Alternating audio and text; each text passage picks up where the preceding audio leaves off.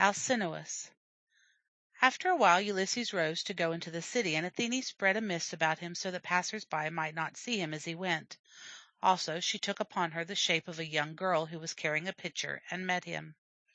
Ulysses asked her, "My child, can you tell me where King Alcinous lives? I am a stranger here." She answered, "I will show you his abode. It is close to the home of my father." So she led the way, and Ulysses followed her.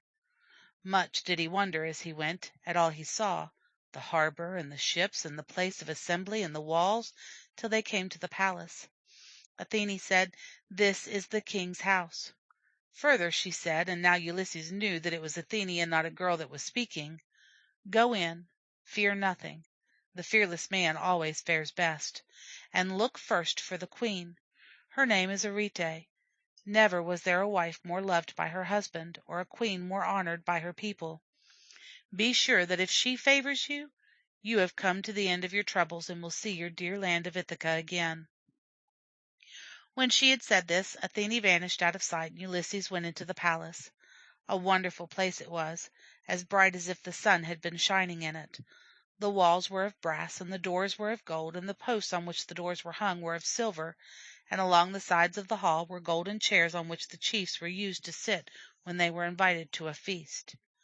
By each seat was the golden statue of a man holding a torch in his hand, so that the hall might be lighted when it was night. There were 50 maidservants in the house. Half of them were grinding corn, and half of them were weaving robes. All around the house were beautiful gardens full of fig trees and apples and pears and pomegranates and olives. They never are harmed by frost or by drought, and there is never a time when some fruit is not ripe. Also there was a vineyard, and this bore grapes all the year round. Some of them were hanging dried in the sun, and some were being gathered, and some were just turning red. Also there were beds of beautiful flowers, and in the middle were 2 fountains which never grew dry. Ulysses could not help looking for a short time at all the wonderful and beautiful things. There were many people in the hall, but no one saw him, for as we know there was a mist all around him, which hid him from them.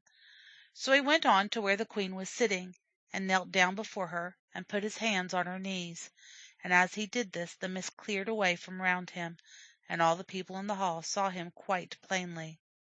He said, "O queen, I beg a favor of you. I pray you, and your husband, and your children to help me. Send me to my home, for I know that you help strangers to travel across the sea."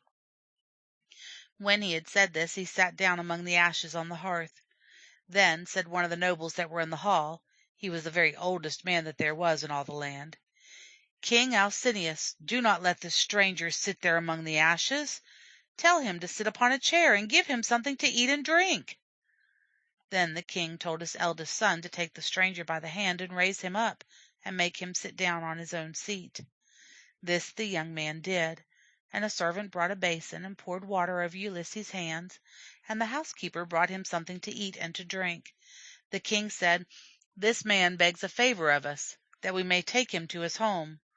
Tomorrow we will have an assembly, and will consider how we may best do this. And now you can all of you go to your homes." But before they went, Ulysses said, "I could tell you, my friends, of many troubles that I have suffered. But first I must eat and drink, that a man must do, however unhappy he may be. I will say only this: when you come together tomorrow, do your best to help me in this matter. I should be content to die if I could only see my home again." This they all promised to do, and so departed. When Ulysses was left alone, the queen looked at him somewhat more closely, and she saw that the clothes which he wore had been made by herself and her maids, and she said, "From what country have you come, and who gave you these clothes?" Then Ulysses told her how he had traveled many miles across the sea on the raft, and how the raft had been broken, and how he had got to the shore after swimming for 2 days and 2 nights and more, and how Nausicaa had found him, and had had pity on him, and brought him to the city. The queen said, "I blame my daughter that she did not bring you with her. That was what she should have done." "Nay, lady," said Ulysses, "she would have brought me, but I would not come, for I did not like that the girl should be blamed." Then said the king, "Eat and drink in peace, stranger. We will do what you wish, and take you to your home. There are no men in all the world who can row better than the Phaeacian youths. You will lie down to sleep, and before you wake they will have carried you to your own country. They can go to the farthest part of the world and can come back the same day, and not be tired." Ulysses was glad to hear what the king said, and he prayed in his heart, "May the king do what he promises, and may I come in peace to my own land." Then the queen told the maids to make a bed ready for the stranger, and they went with torches in their hands and made it ready, and came again and said to Ulysses, "Stranger, your bed is ready." So he followed them. Right glad was he to sleep after all that he had suffered. End of chapter 11.